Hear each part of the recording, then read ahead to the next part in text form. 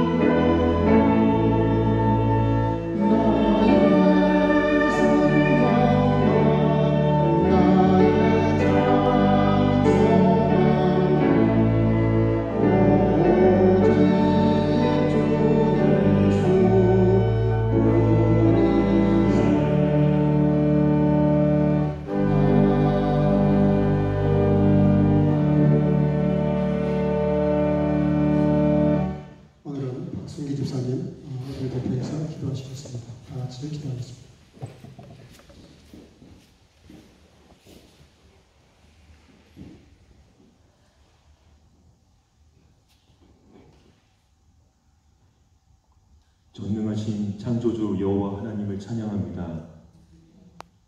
항상 저희들보다 한 발 앞서 가시며 섬세하신 사랑과 자비로 인도 보호하여 주신 은혜에 진실로 감사드립니다. 세계적인 재난으로 힘든 시기이지만 저희로 하나님 성전에 나와 예배드릴 수 있도록 성령께서 인도해 주심도 감사드립니다. 온 세상의 역사를 주관하시고 통치하시는 하나님, 코로나 바이러스로 인해 아직도 온 세상이 어려움과 두려움 속에서 살아가고 있습니다. 속히 이 어둠과 환난에서 벗어날 수 있도록 긍휼과 자비를 베풀어 주시기를 바랍니다. 특별히 전염병과 자연재해로 생사를 넘나드는 지체들과 생계의 어려움을 겪고 있는 자들을 기억하여 주시고 위로와 새 힘을 불어넣어 주셔서 잘 극복할 수 있도록 도와주십시오. 무엇보다 이번 사태를 통해 하나님의 뜻을 잘 깨달아 교회에서는 더욱 청결한 삶을 유지하고 여호와 신앙을 바로 세우며 하나님의 거룩한 사명을 잘 감당할 수 있도록 도와주십시오. 또한 성도들은 외식적 신앙생활을 버리고 하나님 앞에 나와 자신의 잘못을 깨달으며 그 마음과 발걸음을 돌이켜 주께로 향하게 해주십시오. 특별히 물질 만능과 폐역하고 비윤리적인 삶이 만연한 시대에 살아가는 사람들이 주 앞에 다 나와 회개하는 올바른 신앙의 회복과 부흥운동의 물결이 일어나기를 간절히 소망합니다. 나라 밖으로는 세계 열강들이 패권 다툼으로 안으로는 이념과 진영 논리의 대립으로 갈라져 호수선합니다. 위정자들에게 지혜와 명철을 허락하셔서 하나님의 뜻이 정책 결정에 반영되게 해주시고 주변국들과는 평화의 관계를 유지하여 어려운 나라들을 도울 수 있게 해주십시오.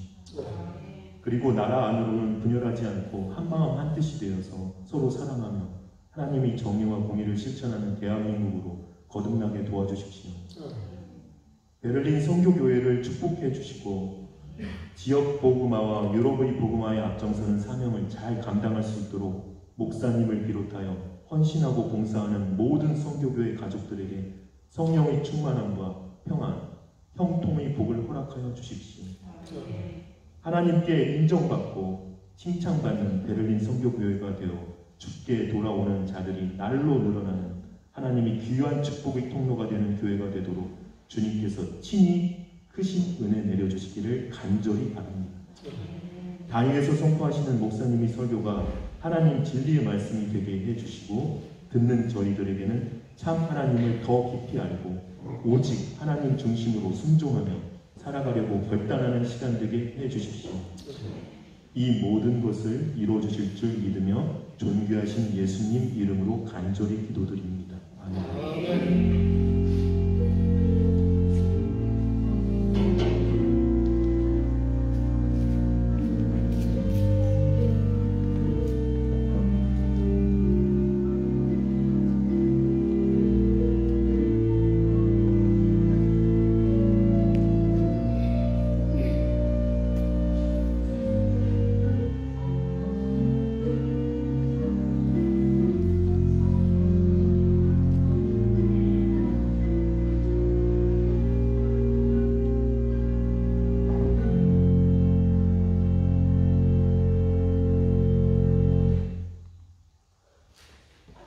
오늘 우리에게 주시는 하나님의 말씀은 열왕기상 19장 1절에서 12절 제가 읽도록 하겠습니다.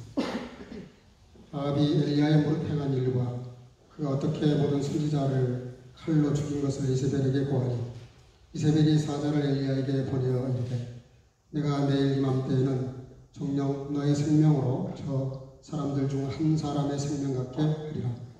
아니하면 신들이 내게 벌 위에 벌을 내림이 마땅하니라 한즉 저가 이 형편을 보고 일어나 그 생명을 위하여 도망하여 유다에 속한 브엘세바에 이르러 자기의 사환을 그곳에 머물게 하고 스스로 광야로 들어가 하룻길쯤 행하고 로뎀나무 아래 앉아서 죽기를 구하여 가로되 여호와여 넉넉하오니 지금 내 생명을 취하옵소서. 나는 내 열조보다 낫지 못하니이다 하고 로뎀나무 아래 누워 자더니 천사가 어루만지며 이르되 일어나서 먹으라 하는지라. 본즉 어린마트에 숯불에 구운 떡과 한 병 물이 있더라. 이에 먹고 마시고 다시 누웠더니 여호와의 사자가 또다시 와서 어루만지며 이르되 일어나서 먹으라. 내가 길을 이기지 못할까 하노라 하는지라. 이에 일어나 먹고 마시고 그 식물의 힘을 의지하여 40주 40야를 행하여 하나님의 산 호렙에 이르니라. 엘리야가 그곳 굴에 들어가 거기서 누워더니 여호와의 말씀이 저에게 임하여 이르시되 엘리야야 내가 어찌하여 여기 있느냐. 제가 대답하되 내가 만군의 하나님 여호와를 위하여 열심히 특심하오니 이는 이스라엘 자손이 주의 언약을 버리고 주의 단을 걸며 칼로 주의 선지자들을 죽였음이오며 오직 나만 남았거늘 저희가 내 생명을 찾아 취하려 하나이다. 여호와께서 가라사대 너는 나가서 여호와 앞에서 산에 섰으라 하시더니 여호와께서 지나가시는데 여호와의 앞에 크고 강한 바람이 산을 가르고 바위를 부수나 바람 가운데 여호와께서 계시지 아니하며 바람 후에 지진이 있으나 지진 가운데도 여호와께서 계시지 아니하며 또 지진 후에 불이 있으나 불 가운데도 여호와께서 계시지 아니하더니 불 후에 세미한 소리가 있는지라. 아멘.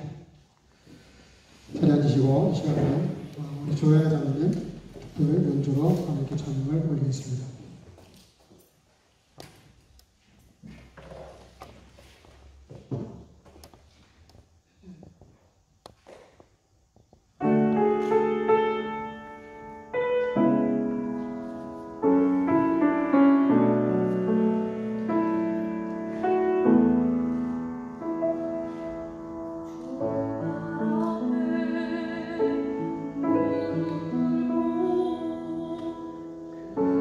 그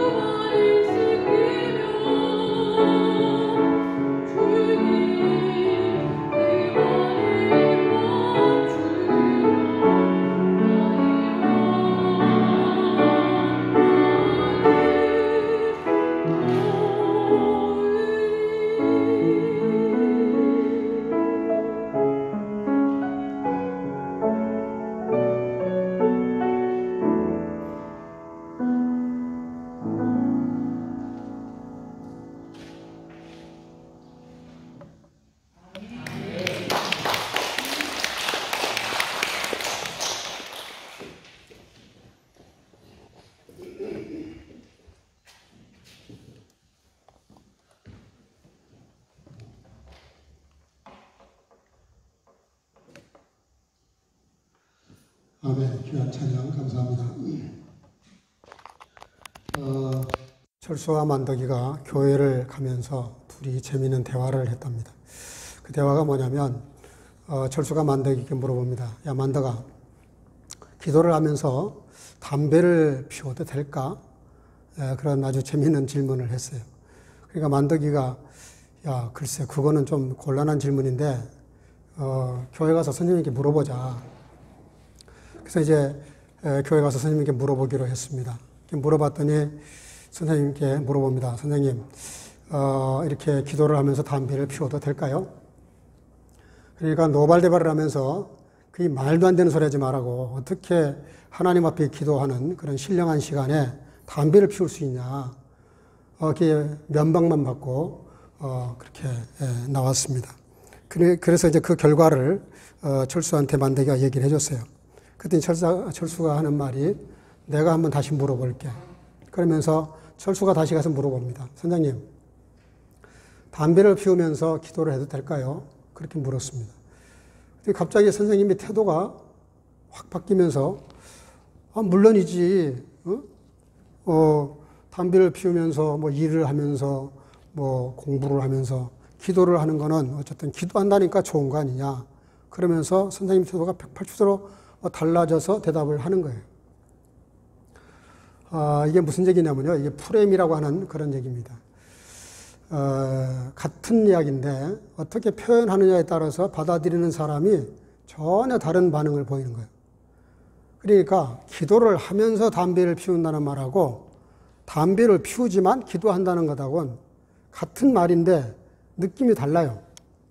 똑같은 얘기입니다. 사실. 똑같은 얘기인데 약간 표현이 다를 뿐이에요. 그 다른 표현 때문에 그걸 받아들이는 사람이 다른 거예요. 그래서 소위 그 사람들이 일반적으로 정치적으로 특별히 그런 일들이 많은데요. 똑같은 사건이에요. 근데 여당이 보는 것하고 야당이 보는 것이 다릅니다. 똑같은 지금 뭐 요즘 한국에 화두가 되고 있는 것이 행정수도를 세종시로 옮기자. 그건 뭐 오래전 얘기입니다. 그래서 이제 옛날에 헌법재판소에서 그거는 헌법에 위배된다 뭐 이런 식으로 얘기를 해가지고 그래서 그것이 무산된 적이 있습니다. 근데 지금 다시 또 그것을 끄집어내가지고 이렇게 옮기자 그랬더니 야당에서는 이미 끝난 얘기를 또 왜 하느냐 그러고 그러나 이제 집값도 떨어뜨리고 균형 발전을 위해서 옮겨야 되지 않냐. 여당은 그렇게 설득을 하고 야당이 볼 때는 지금 괜히 집값 올라간 것을 무마시키려고 그렇게 분위기 전환시키려고 정치적인 발언을 하는 것이다. 뭐 이러면서 그렇게 싸우고 있습니다. 그게 소위 프레임의 문제입니다. 어떻게 똑같은 사건을 어떻게 각인시키느냐 하는 게 중요한 거예요. 그래서 그걸 비판적인 눈으로 보면 비판할 거리가 많습니다. 실제로 그래요. 근데 그걸 좀 긍정적인 측면에서 보면은 그렇죠. 좋은 점이 많죠. 균형 발전도 하고 우리나라의 15%도 안 되는 땅 위에 거의 80%가 되는 절반이 넘는 그런 인구가 와서 몰려 살고 있으니 사실은 정상적인 것은 아니죠. 그러니까 뭐가 맞다 틀리다 말하기 전에 오늘 말씀드리려고 하는 것은 같은 사건인데 왜 이렇게 다른 해석이 나오고 다른 결과물이 나오는가에 대한 말씀을 좀 같이 나누려고 합니다.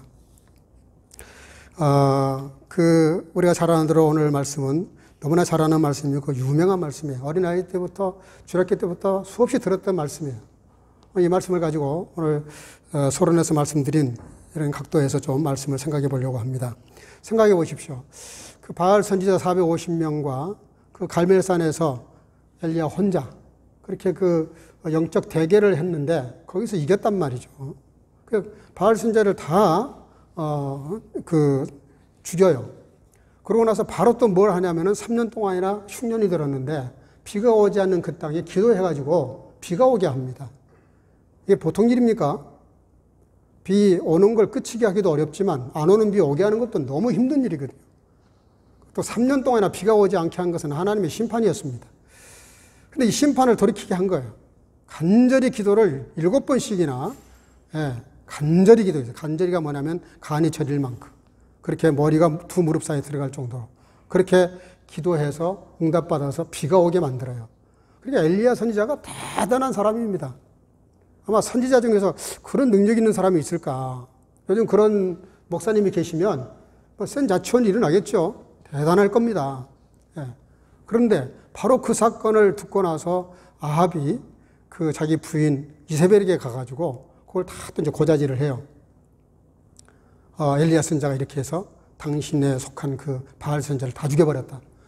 그러니까 이세벨이 정식으로 사절단을 보내요. 사자를 보내가지고 내일 이맘때 너도 그 바알 선자처럼 죽을 것이다.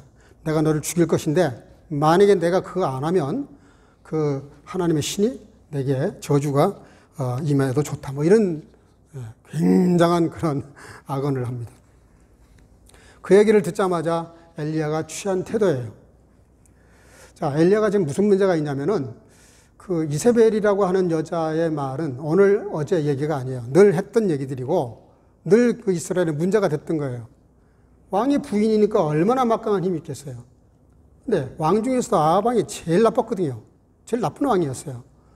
제일 나쁜 왕의 부인이니까 얼마나 그 두 부부가 못된 소리를 많이 했겠어요. 그럼 뭐 어제 오늘 얘기가 아닌데 오늘 갑자기 거기에 이렇게 마음이 빠져버린 거예요. 거기 그 말에 꽂힌 거예요. 나를 죽인다니까 얼마나 겁이 났겠어요. 물론 겁날 일입니다. 사실 겁을 내는 게 정상이에요. 그렇지만 어디를 봐도 하나님께 기도했다는 말이 없어요. 그래서 도망을 칩니다. 도망을 쳐요. 아니 850명하고 1대 450 맞짱을 뜰 때는 언제고 그때는 뭐 하나님이 살아계셨고 지금은 하나님이 안 계십니까? 그게 아닌데도 불구하고 그렇게 유다 땅 브엘세바에 들어가서 한 노뎀나무 아래서 하나님께 이렇게 기도해요. 하나님 넉넉하니까 저를 데려가 주세요. 쉽게 말하면 저 죽어도 좋습니다. 자기 생명을 취하라는 거예요. 이거를 우리가 소위 그냥 의학적인 용어를 빌리면 번아웃이 됐다고도 하고 우울증에 빠졌다고도 할 수 있습니다. 그 우울증이라는 게 좀 현대인들에게 굉장히 큰 병이고요. 위험한 병입니다. 이 우울증이 얼마나 무서우냐면 모든 의미가 다 상실되는 거예요. 그리고 괜히 막 슬퍼지는 거예요. 누가 울리는 게 아니에요. 때린 것도 아니고 뭘 한 게 아닌데 가학을 한 게 아닌데 괜히 슬퍼지는 거예요. 그리고 자기가 하는 그런 엉뚱한 행동에 대해서 자기 스스로 의미를 부여해요. 어떻게 보면 의미가 없는 거예요. 그래서 자기가 하는 행동이 뭔지를 몰라요. 그래서 이 우울증에 걸려버리면 굉장히 위험합니다. 그 유명한 배우들, 탤런트들이 그렇게 우울증에 죽잖아요. 그 우울증이라는 게 말이죠. 그 여러 가지 이유가 있는데 가족 중에 누군가가 그 우울증으로 죽은 사람이 있으면 상당히 영향을 받는다 그래요. 또 생리적으로는 세로토닌이라고 하는 물질이 있는데 이 세로토닌이 기능을 제대로 못하면 우울증에 빠집니다. 근데 이 세로토닌을 제대로 기능을 못하게 되는 이유 중에 하나가 소위 그 아드레날린이라는 단어를 많이 들어보셨을 거예요. 아드레날린, 도파민. 근데 이 아드레날린은 굉장히 사람을 불행한 마음을 주장을 해요. 감정을 그렇게 격하게 만들어요. 근데 도파민은 행복감, 기쁨 이런 거예요. 근데 이 두 그 물질을 잘 조율하는 그 기능이 이제 세로토닌이라고 하는 것인데 이게 기능을 못하면 사람이 너무 기분이 좋아가지고 미쳐버릴 수도 있고 너무 우울해가지고 우울증에 빠져서 위험한 선택을 할 수도 있고 그래서 이 세로토닌이라고 하는 것이 대단히 중요한 건데 기능이 문제가 되어버리면 문제가 되는 겁니다. 혹은 또 개인적인 너무 충격적인 스트레스를 받게 되거나 이러면 우울증에 빠질 수도 있어요. 오늘 사실은 이 엘리야의 행동은 전형적인 우울증 증세입니다. 죽고 싶은 거예요. 왜냐하면요, 어제 엄청난 사건을 했잖아요. 850명 그 선자를 맞짱 떠서 이겼지. 또 오지 않던 피를 3년 만에 오게 했지. 어마어마한 역사를 한 거예요. 온 백성들이 추앙을 했겠죠. 인기가 하늘을 높은 줄을 모르고 올라갔겠죠. 근데 갑자기 자기를 죽인다니까 갑자기 충격을 먹은 겁니다. 자, 우리가 비슷하게 그 틀이 비슷한 그런 경험을 할 확률이 우리 인생을 살아가다 보면은 많이 있습니다. 그래서 오늘 이 우울증에 빠지는 이 엘리야의 모습이 어떻게 이렇게 됐을까? 그 심리적인 것이 오늘 본문에 잘 나와 있어요. 거기 보니까 3절 상반절에 저가 누구냐면 엘리야입니다. 이 형편을 보고 그랬어요. 그 형편이 뭐냐면 전날 승리와 그 다음날 엄청난 스트레스를 받은 일입니다. 이세벨이 크게 들어온 거예요. 그 상황이 한눈에 다 들어온 겁니다. 그 상황 때문에 지금 이렇게 죽기를 구하는 거예요. 여러분, 그 악한 아합왕을 여러 번 만났지만 한 번도 엘리야 선지자가 이렇게 우중에 빠진 적도 없고 절망적인 이야기를 한 적이 없어요. 근데 한 여인의 말에 이렇게 무너져 버리는 거예요. 하루아침. 그러니까 이게 사실 그를 자연스럽긴 합니다. 그런데 평소에 엘리야가 한 가지 빠진 것이 뭐냐면 그런 상황을 왜 하나님께 기도하지 못합니까? 이세벨이 그런 말을 전해 들었고 사자가 와서 그런 말을 전달했을 때 오케이 접수하겠다 그 말을. 그러나 그러기 전에 하나님의 이세벨 당신을 손볼지도 모른다. 그런 말 한마디 할 수 있잖아요. 정당한 것이 아니니까. 물론 뭐 막강한 힘을 가지고 있죠. 군사력과 정권 그 능력을 갖고 있어요. 권세를 갖고 있어요. 그러나 엘리야가 언제는 뭐 세상 힘을 가지고 살았던 사람입니까? 세상에서 엄청난 그런 압박이 있을 때마다 하나님을 바라보고 늘 이겼거든요.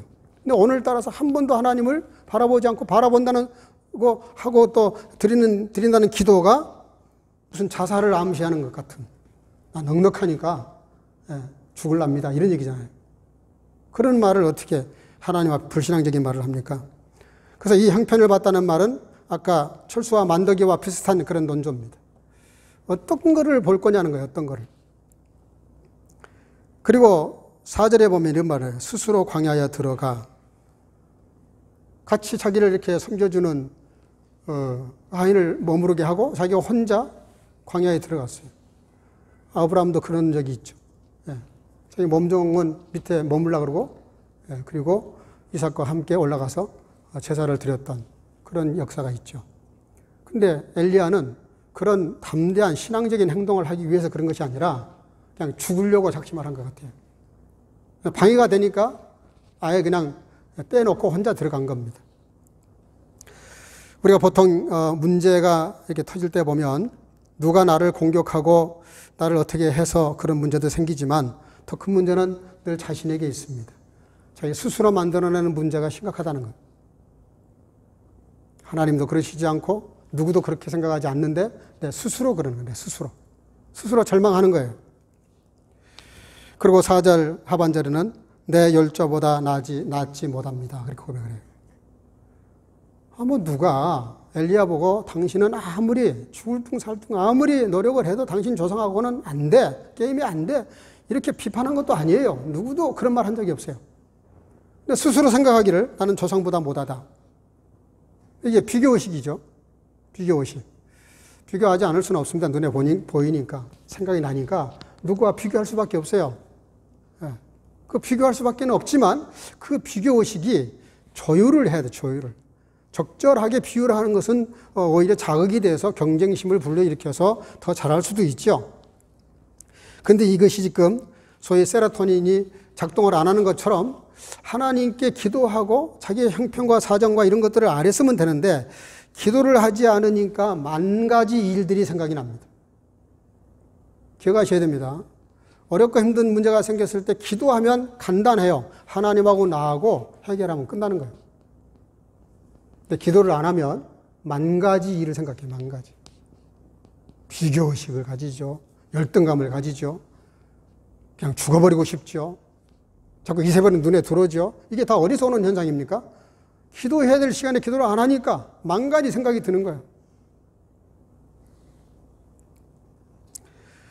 그리고 9절에 보니까 엘리야가 그곳 굴에 들어가서 거기서 요하더니 여호와의 말씀이 저에게 임하여 이르시되 엘리야야 내가 어찌하여 여기 있느냐.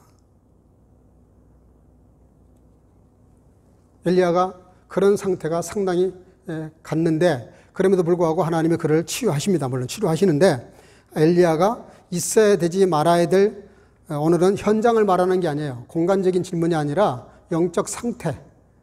그 엘리야가 지금 가지고 있는 마음의 상태, 영적인 그런 상황을 지금 물으시는 겁니다.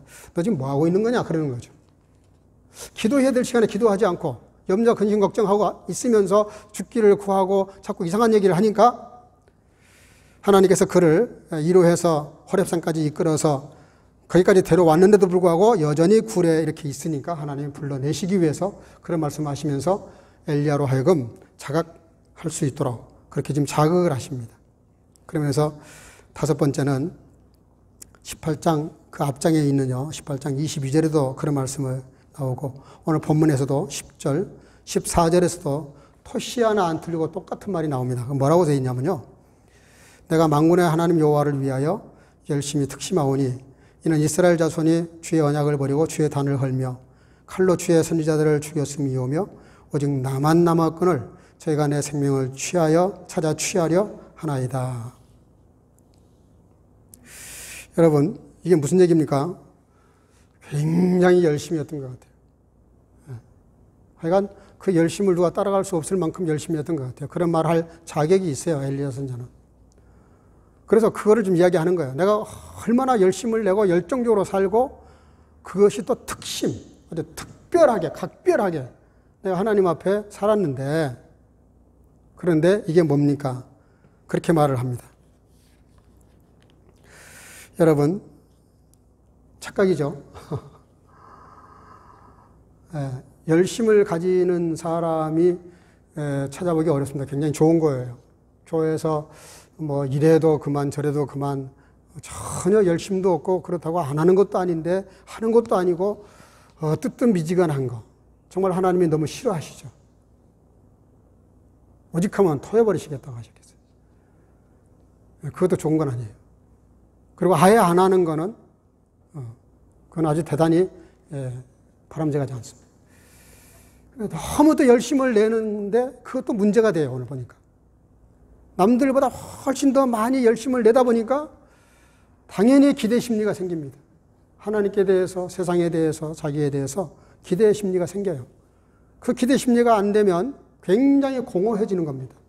오늘 엘리야가 그 엄청난 사건을 이루고도 나만이라는, 나라는 것이 없었더라면, 나를 강조하지 않았더라면, 자기가 자기를 크게 느끼지 않았더라면 이렇게까지 죽기를 원하고 우울증에 빠지지는 않았을 거예요.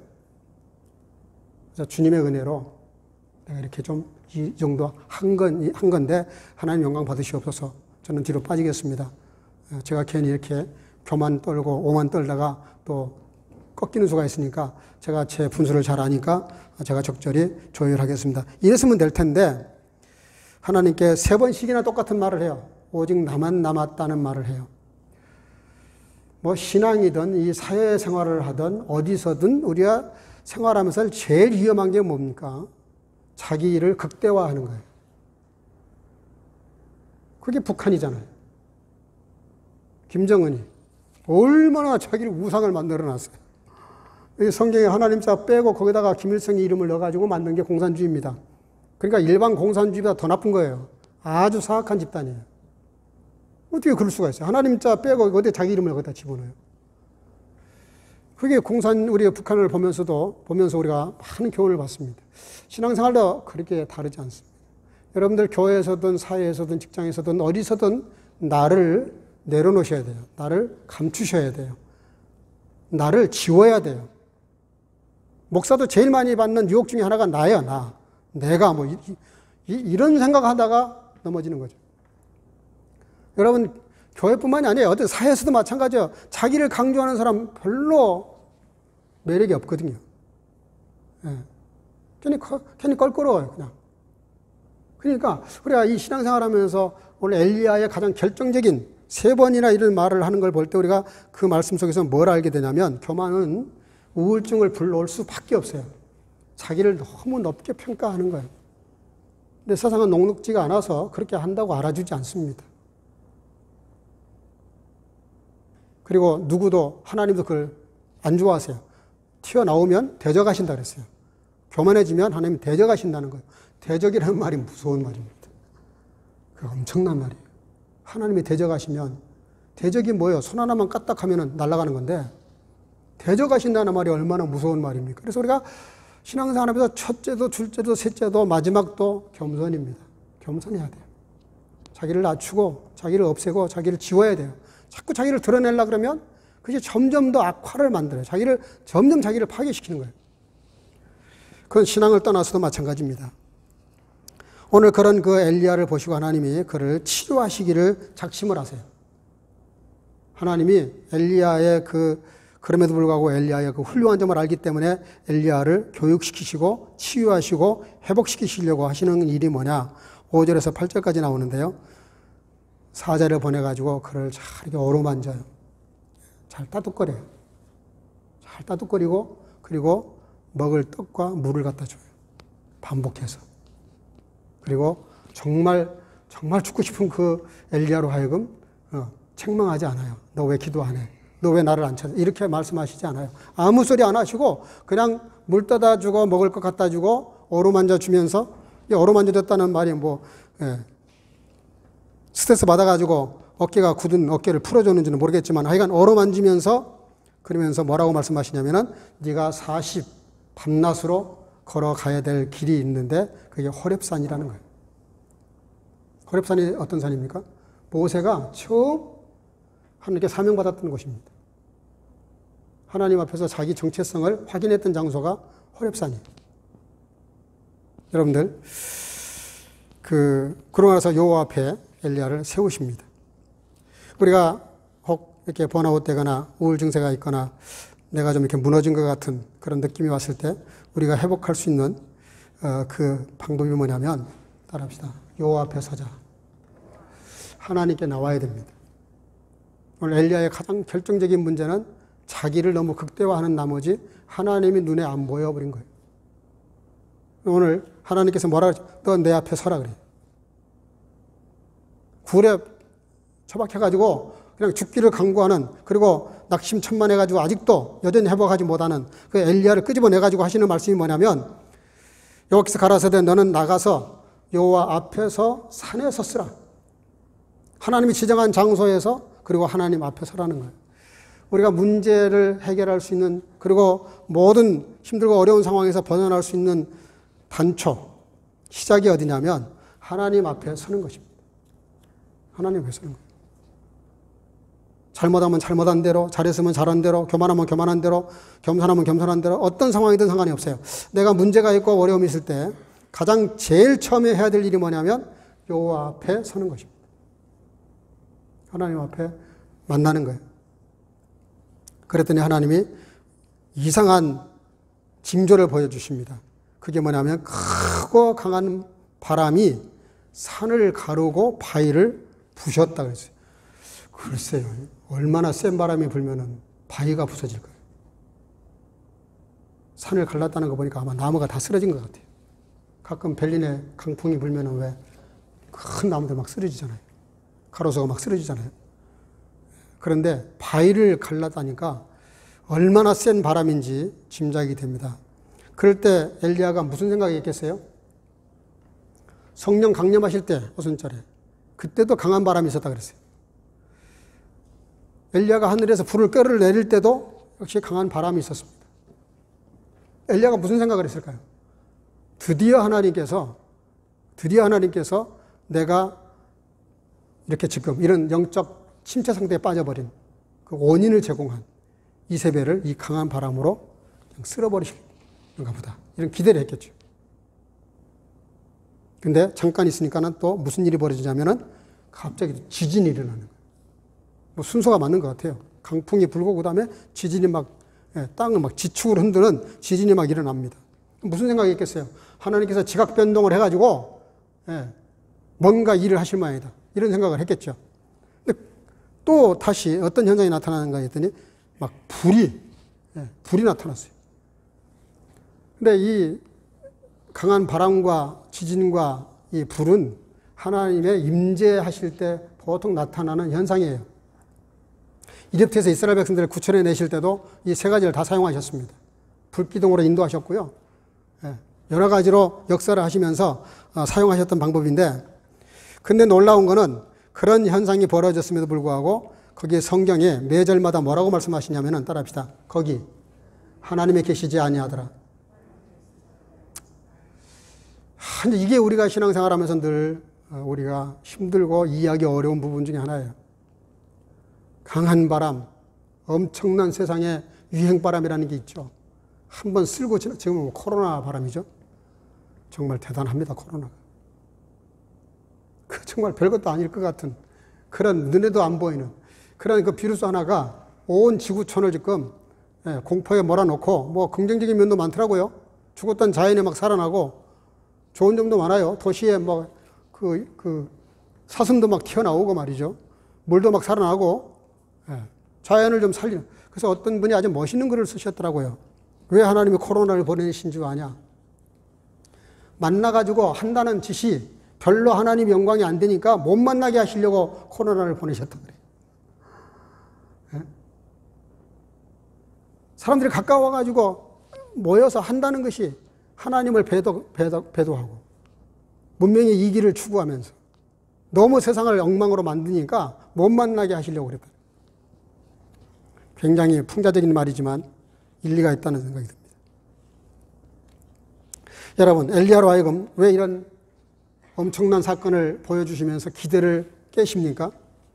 엘리야의 시각, 각도, 그 프레임, 이게 잘못된 거예요. 그거를 지금 교정하시는 겁니다. 그렇게 어마어마한 바람, 강력한 힘, 불은 또 성령의 불도 말하지만 심판의 불도 말씀하세요. 그러니까 불과 바람과 지진으로 나라를 갖다 온통 그냥 싹 흔들어서 아합으로 하여금 실각시키려고 하시는 것으로 엘리야는 이해를 했어요. 근데 거기에 하나님은 그렇게 하시지 않는다는 표시로 계시지 않았어요. 그렇게 하시지 않는다는 거예요, 하나님. 종종 우리가 총신대학도 80년대 데모를 엄청 했습니다만은 합동 측의 그 총신대학에서 데모를 한다는 것은 우리 교회사, 한국 기독교회사에서는 없는 일이에요. 특별히 저 보수 합동 측은 데모 안 합니다. 아무리 나라가 힘들고 어려워 그러면 그럴수록 금식기도 하고 했으면 했지. 집회를 했으면 했지. 나가서 데모 이런 건 안 해요. 왜냐하면 그건 세상 힘을 빌리는 거기 때문에 군중의 힘을 빌리는 거기 때문에 그런 거 안 하거든요. 근데 총신대학이 데모를 했어요. 데모를. 근데 대부분의 학생들이 다 동참을 했습니다. 불과 몇 사람, 11조도 안 되는 사람만 대동산에 올라가서 기도했어요. 저도 그때 11조에 해당이 돼서 대동산에 올라가서 기도를 했습니다. 왜냐하면 세상의 어떤 그런 힘보다는 하나님의 능력을 믿기 때문에 하나님 기도를 했어요. 그러니까 기도하는 사람들은 어용이 돼버렸고 나가서 데모하는 사람들은 굉장히 정당성이 있어가지고 의기양양하고 대단했습니다. 근데 나중에 그 데모를 주도했던 그 학생회장이 완전히 폐인이 돼버렸어요. 저는 지금도 그게 궁금증이 있어요. 왜 그렇게 하셨는지. 근데 오늘 말씀 가운데서 키가 풀립니다. 그게 뭐냐면 하나님은 그렇게 일하시지 않는다는 거예요. 어떤 세상적인 힘을 빌리시지 않아요. 하나님의 일하시는 방법이 따로 있어요. 오늘 그것이 뭐냐면은 엘리야로 하여금 그 훈련을 시키십니다. 그게 뭐예요? 하나님이 이렇게 엄청난 징조를 보이시면서도 거기에 하나님이 계시지 않았던 이유가 뭡니까? 하나님의 뜻을 깨닫는 데는 시간이 필요하다는 거예요. 내 방식이 아니라 세상적인 방식이 아니라 하나님의 방법이 따로 있다는 거예요. 그리고 하나님의 때가 따로 있다는 거예요. 우리는 자꾸 그 때를 어떻게 해보려고 그래요. 하나님의 때가 따로 있다는 것이죠. 그리고 마지막 12절에 보니까 불 후에 세미한 소리가 있는지라. Nach dem Feuer kam ein stilles 잠부테스 자우젠. 그렇게 돼 있어요. 그게 뭐냐면 하나님이 엘리야에게 하나님의 나라 일을 하는 방식을 가르치시고 말씀을 듣는 방법을 가르치시는 거예요. 그런 여러분들이 올 여름에 조용히 집에서 마치 이 코로나 때문에 자유롭게 나가서 뭘 하기가 마땅치 않은 때인데 좋은 기회일 수도 있습니다. 선용하면 좋죠. 꼭 성경을 일독을 했으면 좋겠어요. 일독 그 이상을 하면 더 좋고요. 내가 올 여름에는 내가 또 신앙인인데 그리스도인인데 내가 성경 일독을 한번 꼭 정식으로 앉아서 한번 해보겠다. 그래서 올 여름에 한번 이거를 해보셨으면 좋겠어요. 도전해 보셨으면 좋겠어요.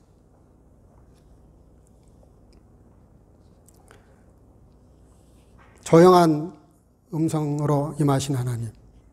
어느 선박회사에서 통신사 한 사람을 뽑는다 그랬는데 수십 명이 몰려왔대요. 취직하기 힘드니까. 그런데 이제 1차 시험에 합격한 사람이 수백 명 중에서 20명이 합격을 했대요. 근데 이제 20명을 면접을 보기 위해서 부른 거예요. 대기실에 쫙 앉아 있는데 잔잔한 이제 음악이 나옵니다. 그리고 이제 기다리라는 거예요. 부를 때까지. 근데 1시간이 다 돼 가는데도 아무도 호출을 안 하는 거예요. 그리고 다들 이상해가지고 뭐지? 그 어쨌든 시간이 있으니까 무슨 질문하면 어떻게 대답할까? 이제 궁리를 하고 있는데 갑자기 그때 옆에 있던 친구 하나가 벌떡 일어나더니 들어오란 말도 안 했는데 그냥 들어가는 거예요. 그러니까 다들 쟤 뭐지 저거? 좀 미쳤나? 뭐 이러면서 다들 의아해 하는 거예요. 한 10여 분 있으니까 10여 분이 아니라 한 5분도 안 되는데 그 친구가 문 열고 다시 나와요. 얼굴에 막 웃음이 이렇게 한복 웃음이 이렇게 실려 있어. 그러면서 하는 말이 여러분 다 집에 돌아가시랍니다. 그러더래요. 무슨 소리냐? 우리 면접 시험도 아직 안 봤는데. 그랬더니 뭐라 그러냐면은 한 사람을 뽑는데 제가 뽑혔습니다. 그러더래요. 도대체 그게 뭔 소리냐? 그랬더니 이 친구가 설명을 합니다. 잔잔한 음악이 나오는데 그 잔잔한 음악 속에 모리스 신호라 그러죠. 모리스 신호. 뚜두뚜두뚜 뭐 뚜뚜 이런 소리가 들린 거예요. 그 음악 속에 작은 소리가 들린 거예요. 그게 뭐냐면은 이 소리를 들은 사람은 들어오시오. 그런 말이었어요. 근데 아무도 음악을 듣느니라고 아무도 시험 준비하느라고 그 소리를 못 들은 거예요. 근데 이 친구만 그 소리를 알아들었어요. 그래서 그냥 들어간 거예요. 그러니까 들어오자마자 당신 합격 그렇게 된 거예요. 나머지는 다 떨어진 거예요. 여러분, 우리가 시대 속에서 믿음으로 산다는 게 무슨 얘기입니까? 하나님의 음성에 귀를 기울여야 되거든요. 똑같이 우리가 설교를 듣지만 진짜 하나님의 음성을 듣는 사람이 있어요. 설교 듣는다고 하나님 음성 다 듣는 거 아닙니다. 설교를 들으시면서 지금 이 현장에서 이 시간에 나를 향하신 메시지가 뭔지를 캐치하는 사람들이 있다고요. 그 사람이 바로 주님의 뜻을 올바로 이해하고 깨닫고 행해서 복을 받는 것이죠. 거기 다 앉아서 그 소리 다 들었어요. 근데 아무도 그 이야기를 못 알아듣는 거예요. 그 신호를 못 듣는 거예요. 근데 딱 한 사람이 그 소리를 들었어요. 여러분, 오늘 엘리야가 그 하나님의 음성이 나왔을 때 갑자기 이상한 행동을 합니다. 13절에 보면 엘리야가 듣고 겉옷으로 얼굴을 가리우고 그랬어요. 이 하나님의 음성이 세미하게 들렸는데 그 소리를 듣고 왜 겉옷을 가지고 얼굴을 가려버렸을까? 몇 가지 뜻이 있겠죠. 하나님의 얼굴을 직접 보면은 죽는다는 건 그때 상식이었습니다. 그때 당시에 종종 하나님의 현현이 있었으니까 나타나심을 직접 보면 죽는다는 걸 다 알아요. 그래서 하나님이 모세에게도 뒷모습만 살짝 보여주시고 얼굴을 안 보여주셨어요. 보면 죽으니까. 그러니까 엘리야가 안 죽으려고 하나님의 영광을 보는 순간 죽기 때문에 안 죽으려고 가렸을 수도 있고요. 또 하나는 너무 하나님 앞에 부끄러운 거예요. 그래서 하나님의 상징적인 행동을 보여주셨잖아요. 강한 바람, 지진, 불. 그 엄청난 걸 보여주셨을 때 엘리야가 알아들었어야 돼요. 나를 통해서 바알 선지자와 맞짱떠서 이기게 하셨고 내 기도를 들어주셨지만 그럼에도 불구하고 하나님은 그렇게 일하시지 않을 수도 있다는 거. 그리고 그런 엄청난 능력을 베풀어 주셨으면 내가 낙심해서는 안 된다는 거. 그 어마어마한 체험을 하고도 그 불과 지진과 바람을 하나님이 이렇게 보여주셨을 때 모르긴 해도 엘리야가 생각했을 거예요. 이걸로 아합을 심판하실 수도 있지만 이걸 왜 보여주실까? 나를 통해서 그렇게 불러 역사하셨던 하나님 이걸 왜 또 보여주시는 걸까? 뭐겠어요? 내가 너한테 베풀어 준 게 얼마냐? 내가 너를 통해서 한 일이 얼마냐? 그건 다 지금 어디로 날아가 버리고 왜 너 지금 이렇게 낙심하고 있는 거야? 이런 메시지일 수 있죠. 근데 엘리야는 그걸 못 알아들었던 것을 이제 깨닫고 나서 너무 창피하니까 얼굴을 가린 거예요. 그렇게 볼 수도 있어요. 성경에 나와 있지는 않지만 그렇게 이해할 수도 있습니다. 그리고 엘리야에게 세미한 음성으로 조용조용히 말씀하십니다. 그게 뭐냐면 세 가지를 하세요. 너 오던 길로 다시 돌아가라. 참 이 말씀은 정말 맥이 빠지는 얘기입니다. 너무 거기가 싫고 너무 그게 싫어서 그래서 내가 도망쳐 왔는데 그리고 거기서 하나님 인도를 받아가지고 여기까지 왔는데 다시 돌아가래요, 거기를. 제가 그런 기분을 한번 딱 느낀 적이 있습니다. 강도사 시험을 볼 텐데요. 선교 100주년 기념 100주년 때 우리가 강도사 시험을 쳤어요. 합동측만 지금도 유일하게 그 제도를 가지고 있는데 강도사 시험이 사법고시보다 더 어렵습니다. 시험 문제가 어려운 게 아니라 그 분위기가 어려워요. 무조건 떨어뜨리니까 그냥 아무 이유 없이 떨어뜨려요. 영적 훈련이라는 명분으로. 점수를 아무리 맞아도 필요 없어요. 근데 정말 시험을 잘 봤어요. 정말 산에 올라가서 한 달 넘게 사법고시 준비하듯이 공부해가지고 그래가지고 시험을 봤는데 떨어진 그 과목이 뭐냐면 정치였어요. 정치가 뭐냐면 헌법이거든요. 교회 헌법. 그거는 시험 문제가 다 외워야만 쓸 수 있는 겁니다. 근데 10개 중에서 8개를 정확하게 썼거든요. 근데 떨어졌어요. 그래서 다시 시험을 보라 그러는데 다시 한 달, 그래서 우리는 이제 선교 100주년이니까 특별히 은전을 베풀어서 한 달 있다 다시 시험 보겠다. 이래가지고 시험 기회를 줬어요. 근데 그 시험을 다시 보게 된 이유가 졸업할 때 1등, 2등, 3등 했던 사람들이 다 떨어졌거든요. 저는 1, 2, 3등에 못 들어간 사람이지만 저도 떨어졌으니까 떨어진 게 자랑일 정도로 떨어졌어요. 근데 다시 산에 올라가서 공부를 하려다 보니까 딱 지금 엘리야 기분이에요. 아이고, 이 공부를 어떻게 또 다시 하나. 정말 손에 책이 안 집혀요. 책을 보는데도 글씨가 읽어지지가 않아요. 너무 기분이 나쁘고 낙심이 되고 이걸 다시 또 공부해야 되다니. 정치에 떨어지니까 정치를 다시 봐야 되는데 헌법을 다시 외워야 되잖아요. 너무 싫은 거예요. 그래서 공부 대충 하고요. 시험 봤는데 붙었어요. 왜냐면 이제 하도 뭐 외웠던 내용이니까. 엘리야가 오던 길을 다시 가라 그랬을 때 얼마나 싫었겠습니까? 근데 여러분들 기억하셔야 됩니다. 신앙생활은 새로운 것을 찾는 데 있지 않아요. 지난주도 말씀드렸지만 성경은 2000년 전 말씀이고요. 이 성경 말씀이 새롭게 변하는 건 없어요. 의미만 다를 뿐이지. 받아들이는 저와 여러분들이 다른 상태에 있기 때문에 그런 마음으로 보는 시각이 다를 뿐이지 오리지널 원전은 변하지 않는다고요. 그래서 좋은 신앙이 뭐예요? 견고한 신앙으로 섰으면 변질되지 않는 거예요. 변하지 않는 거예요. 다시 돌아가는 거예요. 초대교회로 돌아가자. 얼마나 좋은 구호입니까? 근데 따져보면은 정말 따분한 얘기입니다. 무슨 2000년 전으로 돌아가자는 얘기를 할까? 근데 신앙세계는 그래요. 어디에서 잘못됐는지를 이해하고 깨닫고 다시 원점으로 돌아가라는 거예요. 두 번째가 뭐냐면 사람을 세우라는 거예요. 아람 나라, 이방 나라 왕까지 가서 세우라고 그래요. 약간 오지랖이 넓은 그런 명령을 내리십니다. 이방 나라 아람 왕도 세우고 아합 왕도 치우고 세우고 그래서 또 너 다음 세대를 세워라. 그래서 일꾼을 세우라고 하십니다. 그러면서 세 번째 하시는 말씀이 너 혼자가 아니라 너처럼 신앙의 절개를 잃어버리지 않는 신앙을 굳건히 지키고 있는 사람이 7,000명이나 있다. 쉽게 말하면 눈에 보이지 않지만 너와 함께 해줄 사람이 7,000명이나 숨어 있다. 겉으로 드러나지 않고 표하지 않고 말하지 않지만 너가 만약에 주의를 한다면 도와줄 사람이 7,000명이나 있다. 그렇게 음성으로 말씀하십니다. 그것이 세미한 음성 내용입니다. 결론입니다. 여러분, 우리가 어떻게 그런 낙심되고 절망스럽고 우울증 같은 병에 들었을 때 고침을 받을 것인가? 첫 번째는 하나님의 말씀을 들으셔야 됩니다. 뭐 대단하고 어마어마 이런 거에 우리가 현혹되면 안 돼요. 작지만 조용하지만 하나님 말씀 앞에 서야 돼요. 두 번째는 이 형편을 보고 했는데 이 형편을 볼 게 아니라 주님을 봐야 됩니다. 주님을 바라보셔야 돼요.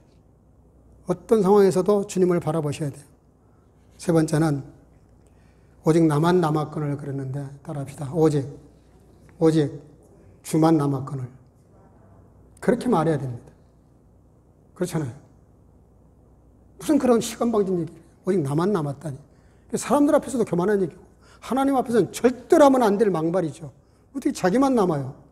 오히려 주님이 계십니다. 주님이십니다. 이건 내가 한 게 아니라 주님이 하신 겁니다. 이렇게 말을 해야 될 사람이 오직 나만 남았다고 자기를 극대화시키니까 그렇게 우울증에 빠져버리는 겁니다. 여러분, 교회에서 특별히 세상에서도 마찬가지입니다. 무슨 일을 하면은 얼른 자기를 지워야 돼요. 얼른 자기를 내려놔야 돼요. 얼른 자기를 숨겨야 돼요. 내가 아니라 주님이 하신 겁니다. 주의 은혜입니다라고 말을 고쳐야 돼요. 내가 한 겁니다라고 하는 순간 무너지는 거죠. 꺾이는 거죠. 엘리야 꼴이 나는 거죠. 그리고 비교의식을 극복해야 돼요. 비교 안 할 수는 없어요. 그러니까 비교하는 것이 얼마나 잘못된지 몰라요. 여러분들, 사람 해 아래 새 것이 없어요. 사람이 사람을 비교해서 뭐 얼마나 더 낫겠습니까? 비교해서 여러분들의 경쟁의식을 좀 가지고 이렇게 자극을 받는 것, 긍정적인 면이 없지는 않아요. 그러나 비교한다고 하는 것은 열등감을 가지거나 우월감을 가지기 쉽습니다. 마지막 결론은 주님의 위로와 주님의 손길이 필요합니다. 그 낙심 가운데 빠졌을 때, 우울증으로 죽기를 구했을 때 하나님이 사자를 보내서 그를 어루만지시고 그를 위로하시고 격려하시고 그리고 40주야를 걸어서 호렙산까지 가게 하셨어요. 그게 뭐냐면 바로 성령의 인도하심입니다. 다른 말로 할게요. 눈에 보이는 그 어떤 것들이 아니라 눈에 보이지 않는 하나님의 능력, 성령의 역사, 하나님의 진리, 그 앞에 우리가 서면, 그 주님을 찾게 되면, 그러면 우리가 그렇게 빠지지 않을 뿐만 아니라 설령 빠졌다 하더라도 하나님께서 건져내실 것입니다. 우리 선교 가족들이 이 코로나 사태로 인해서 여러 가지 우울할 수도 있고요. 제가 어떤 형제하고 또 자매하고 얘기하는 중에 그런 얘기 하더라고요. 이 코로나 때문에 너무 좀 힘든 친구들이 많은 것 같다고. 예, 저도 충분히 이해가 돼요. 힘들죠. 그렇게 자주 만나서 밥도 먹고 같이 교제했는데 그게 제대로 못하니까 얼마나 힘들겠어요. 또 우리 성도들도 마찬가지입니다. 뭐 이렇게 만나서 예배 마치면 또 이렇게 교제도 하고 밥도 같이 먹고 이래야 되는데 그걸 못하니 얼마나 안타깝습니까? 그러나 저는 좋은 기회라고 생각해요. 혼자 설 수 있는 것. 하나님이 일부러 격리시키셨을 때는 이유가 있는 거죠. 일부러 만나지 못하게 상황을 만들 때는 이유가 있는 거죠. 하나님, 내가 사람들이 내 옆에 없다 할지라도, 혹 지금 이게 잘 어렵다 할지라도 내가 주님과 1대1로 주님과 깊은 영적인 교제를 통해서 이런 어려운 상황을 홀로서기 한번 해보겠습니다. 좋은 훈련 기간이죠. 그렇지 않으면은 나중에 환난의 때, 이보다 훨씬 더 힘들고 어려운 시간이 왔을 때 우리가 어떻게 우리 신앙을 지탱할 수 있겠어요? 엘리야는 극단의 상황에서 정말 끝에서 끝을 왔다 갔다 하는 그런 극단의 상황에서 정말 우울한 상황에 빠져서 죽기를 강구할 정도로 그렇게 힘든 상황이었지만 거기서 하나님의 은혜와 이런 과정을 통해서 다시 회복되는 모습을 봅니다. 우리 성도자들 여러분들 이 한 주간도 그렇고 어려운 시간에 믿음으로 엘리야처럼 이겨내서 승리의 삶을 사시기를 주 이름으로 축복합니다. 축복합니다. 다 같이 자리에서 일어나시고 하나님 앞에 간절한 마음으로 기도하겠습니다. 큰 소리 내지 않아도 좋습니다. 작은 소리로 하나님 앞에 고백하는 마음으로 기도할 수 있기를 바랍니다. 하나님, 오늘 엘리야의 말씀을 통해서 하나님 나에게 주신 말씀 붙잡고 나도 조용한 중에 임하시는 그 말씀을 붙잡고 붙잡힌 바 되어서 승리의 삶을 살아가게 해달라고 기도하시고 또 이 코로나 사태로 인해서 어려움을 겪는 많은 사람들이 지구촌에 있는데 그들을 구해달라고 기도하시기를 바라고 이를 위해서 수고하는 자들을 위해서 기도해 주시기를 바라고 나라와 민족을 위해서 기도하시고 우리 교회 성도들을 위해서 기도해 주시기를 바랍니다. 단 한마디라도 좋으니까 넣어서 간절한 마음으로 하나님께 기도를 드리도록 하겠습니다. 통성으로 다 같이 기도하겠습니다. 기도하십시다.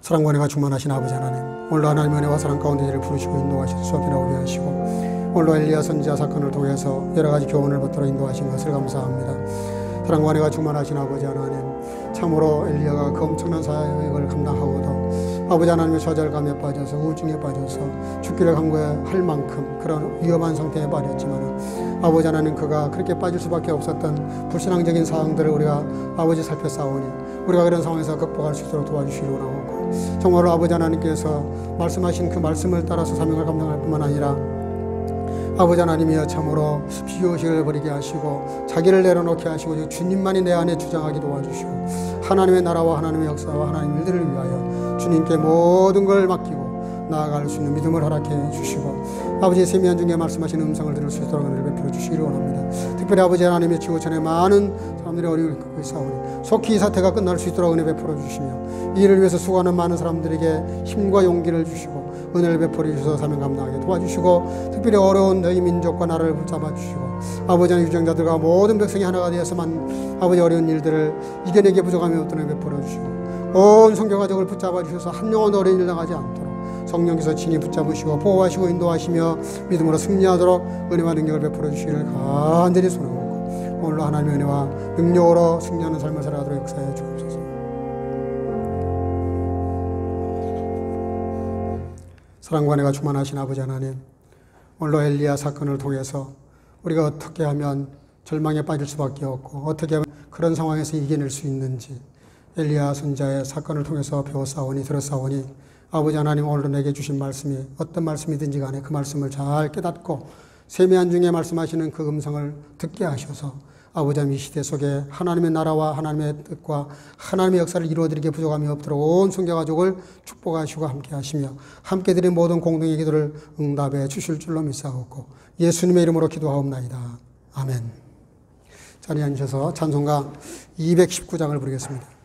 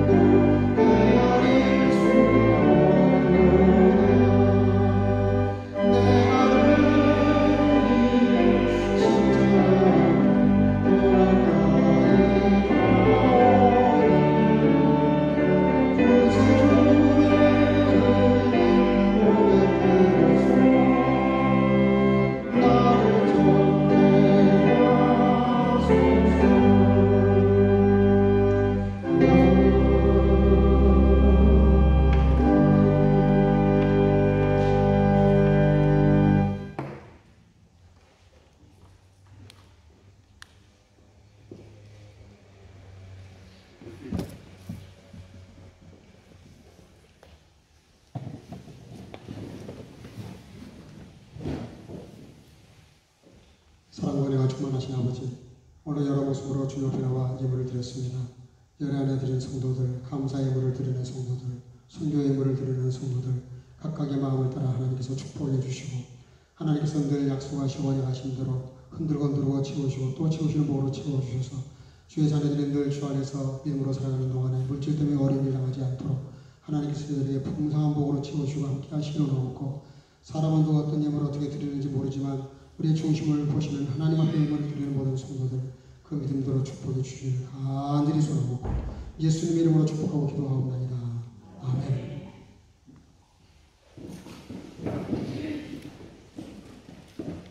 몇 가지 안내 말씀을 좀 드리겠습니다.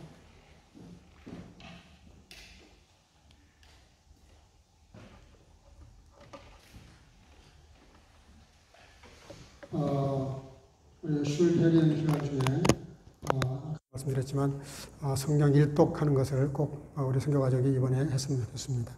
그리고 일독뿐만이 아니라 다독을 하시기 원하시는 분들은 뭐 10장을 10번을 하셔도 좋습니다. 제한이 없으니까. 어쨌든 읽으신 걸 나중에 보고해 주시면 보고해 주시는 대로 1등, 2등, 3등을 뽑아서 시상도 하고, 또 1독 이상을 하신 분은 무조건 상을 드리겠습니다. 상 때문이 아니고 조그만 그런 동기 유발이니까 그렇게 하시고 또 격려하는 마음이니까 그렇게 하시고 꼭 이번에 슐페린 동안에 성경 1동 이상을 하실 수 있기를 바랍니다. 지금 또 독일이 이렇게 그냥 오픈하고 이렇게 약간 거리 방역을 하면서 전환을 하면서부터 갑자기 또 확진자가 좀 늘어나고 있습니다. 지난주도 보니까 뭐 매일 700명씩 이렇게 독일이 확진자가 늘어나고 있더라고요. 근데 제가 이렇게 잠깐 밖에 나가 보니까 그럴 수밖에 없겠더라고요. 예, 그 이전에 이 사태가 오기 이전처럼 뭐 식당에 앉아서 다들 밥 먹고 다 하는데 안 걸리는 게 오히려 이상하죠. 예, 그래서 지금 상당히 다시 또 지금 벨린도 20-30명 이상씩 이렇게 확진자가 나오고 있습니다. 여러분들 다시 말씀드리지만 원칙을 지키고 예방 수칙을 지키면 절대로 안전합니다. 그래서 한국에 여러 교회가 증명을 했어요. 그래서 몇만 명, 몇천 명이 모여도 예방 수칙을 교회는 거기에 확진자가 와서 예배를 같이 드렸고 그랬는데도 아무도 걸린 사람이 없어요. 그 사람 외에는. 근데 불과 몇 명 안 되는 서울 사랑교회인가요? 거기는 또 예방 수칙을 어겼어요. 마스크도 벗고 성가대하고 또 밥도 같이 먹고. 예, 그러니까 뭐 11명인가 확진자가 나와서 또 비상이 걸렸죠. 여러분, 우리 교회는 절대로 예배가 중단되는 사태가 없도록, 우리만 중단되는 게 아니고 우리가 만약에 중단되면 독일교도 중단해야 돼요. 그러니까 그런 일이 벌어지지 않도록 나를 물론 보호해야지만 상대방을 배려하는 마음에서 절대로 마스크를 2m 안에서는 벗지 마세요. 2m 안에 가까이 접근하면은 마스크를 쓰시는 게 나도 보호하고 상대방도 보호하는 겁니다. 근데 대부분 어디서 걸리냐면은 너나 나나 뭐가 문제가 있겠냐, 우리끼리인데. 우리끼리라는 게 항상 문제가 돼요. 예, 다시 한번 안타까운 마음에서 부탁을 드리는 거니까 다 이렇게 이해하지 마시고, 오해하지 마시고, 최대한으로 방역수칙을 지켜주시길 바랍니다. 예. 또 그동안에 우리 1년 동안 우리 이렇게 교회에 오셔서 같이 신앙생활 하시던 우리 박순기 집사님의 가정, 안식년 겸 이제 연구차 이렇게 오셨는데 잘 마치고 이번 주 중에 한국에 귀국을 하게 됐습니다. 들어가시면 또 2주간 동안 격리 이렇게 해야 되는데, 자가격리를 해야 되는데, 참 한국이 그거는 참 잘하는 것 같아요. 어느 나라에서 그건 하여간 들어오면 무조건 2주간 격리시켜서 증상을 보고 문제가 없으면 이제 오픈되는, 그래서 들어가시게 되는데, 지금 잠깐 자리에서 일어나서 인사 한번 하실까요? 저 뒤에 정희석 집사님, 선웅이, 그동안에 신앙생활 열심히 같이 해주셨는데, 감사합니다. 우리 조심해서 가시도록 이렇게 격려하는 마음에서 박수로 축복하겠습니다.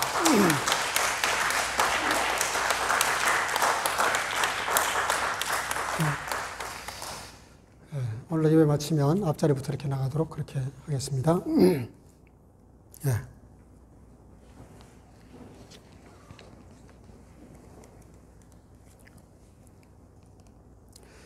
Und nachdem die Beben kam eine Feuer, aber der Herr war nicht im Feuer. Und nach dem Feuer kam ein stilles, sanftes Jauchzen. Der Herr segne dich und behüte dich. Der Herr lasse sein Angesicht leuchten über dir, sei dir gnädig. Der Herr hebe sein Angesicht über dich und gebe dir Frieden. Die Gnade unseres Herrn Jesus Christus und die Liebe Gottes und die Gemeinschaft des Heiligen Geistes sei mit euch allen. 아멘. 또 지진 후에 불이 있으나 불 가운데 여호와께서 계시지 아니하더니 불 후에 세미한 소리가 있는지라. 여호와는 내게 복을 주시고 너를 지키시기를 원하며 여호와는 그 얼굴로 내게 비추사 은혜 베푸시기를 원하며 여호와는 그 얼굴로 내게로 향하여 드사 평강 주시기를 원하노라. 이제는 우리 구주 예수 그리스도의 놀라우신 은혜와 지금도 변함없이 우리를 사랑하시는 하나님 아버지의 극진하신 사랑하심과 믿는 주의 자녀들을 늘 믿음과 진리의 길로 인도하시기를 기뻐하시는 성령의 교통으로 충만케 하시니 오늘도 엘리야처럼 되지 아니하고 혹 그런 일이 있다 할지라도 새롭게 회복해서 늘 강건한 삶을 살기를 마음속에 결단하고 돌아가는 사랑하는 주의 모든 지체들 머리마다 이제로부터 영원토록 함께 있을지어다. 아멘.